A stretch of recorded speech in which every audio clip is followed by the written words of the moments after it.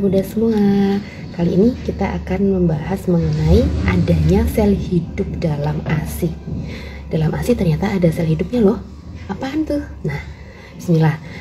Ternyata dalam ASI selain ada kandungan nutrisinya, karbohidrat, lemak, protein, kemudian zat-zat lain yang diperlukan oleh bayi, ternyata ada juga sel hidupnya, yaitu stem cell atau sel induk.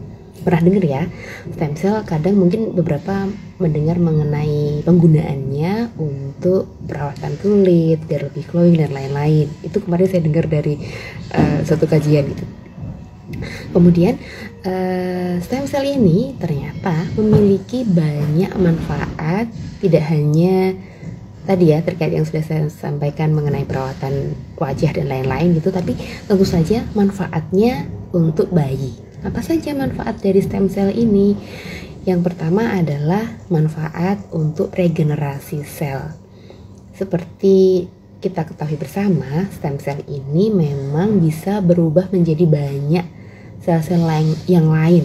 Jadi dia merupakan sel yang memang sifatnya itu bisa berubah menjadi banyak sel. Ada macam-macam jenis sifatnya ya. Akan tetapi dengan sifatnya yang seperti ini menyebabkan sel ini ketika kemudian dikonsumsi oleh bayi bersamaan dengan ASI yang diminumnya, maka dia memiliki kesempatan untuk berubah menjadi sel-sel yang lain di tubuh bayi. Dalam sebuah penelitian disebutkan bahwa pada hewan coba dengan suatu metode tertentu gitu ya, diberikan suatu pertanda khusus pada sel-sel tersebut, dan ternyata ditemukan bahwa sel-sel itu distribusinya banyak banget tempatnya, hampir merata di seluruh tubuh bayi hewan coba tersebut. Jadi ibarat kata dari mulai ujung kepala sampai ujung kaki. Kita bayangkan ya, kalau bayi minum sesuatu yang bermanfaat, kemudian ternyata dia bisa menyebar ke seluruh tubuhnya gitu, berarti kan manfaatnya tuh banyak banget. Nah, kalau misalnya bayinya sakit, kemudian stem cell ini bisa membelah dan kemudian berubah menjadi sel yang rusak tersebut. Kalau sakit kan biasanya ada sel-sel yang rusak gitu ya, misalnya demam gitu, terus di bagian yang panas banget gitu mungkin sel-selnya jadi rusak. Nah, stem cell ini mengganti sel-sel yang rusak tersebut. Karena di ASI ada stem cell, kemudian dia sifatnya regeneratif, maka harapannya bayi yang minum ASI kecepatan penyembuhannya lebih cepat daripada yang tidak minum ASI. Itu yang pertama. Kemudian yang kedua, ternyata stem cell ini berfungsi untuk mengoptimalkan pertumbuhan dari organ-organ atau jaringan yang ada di tubuh bayi. Apalagi di hari-hari awal. Beberapa pendapat mengatakan bahwa kadar stem cell yang cukup tinggi itu ada di ASI-ASI yang keluar awal atau kolostrum. Jadi di kolostrum itu memang banyak banget ya kandungan-kandungan gizinya yang lebih daripada ASI yang kemudian setelah 2 minggu atau sebulan, ASI matur istilahnya. Jadi jangan dibuang nih bunda-bunda semua. ASI yang keluar awal atau kolostrum ternyata ada pendapat yang mengatakan dia juga tinggi dengan stem cell.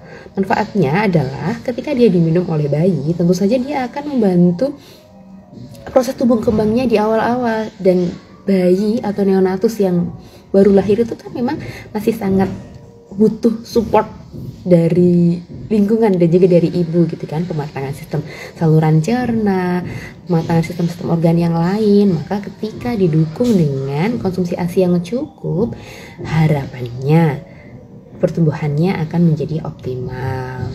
Nah, itu tadi setidaknya 2 hal terkait manfaat stem cell yang ada di ASI.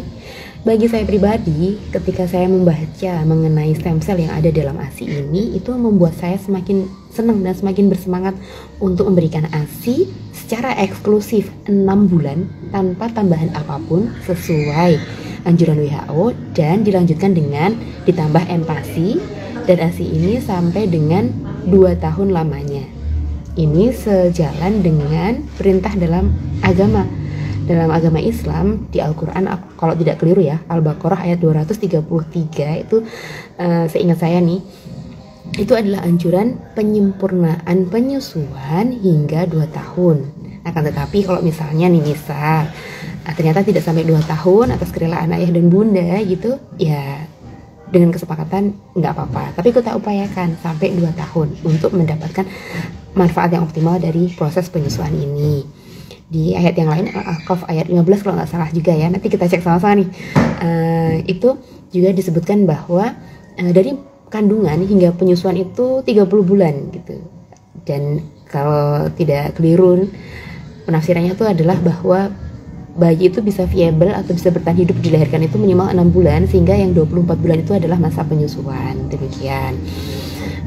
Itu karena ada perintah seperti ini dengan jelas dalam Al-Quran, dan kemudian WHO beberapa tahun belakangan ini juga menyarankan ASI eksklusif 6 bulan dan juga menyusui sampai 2 tahun. Bagi saya itu menunjukkan bahwa ya instruksinya sudah jelas dalam agama, dan ternyata bukti ilmiahnya pun belakangan kita temukan. Bukti ilmiahnya baru belakangan ya, tapi instruksinya sudah datang dulu berabad-abad yang lalu.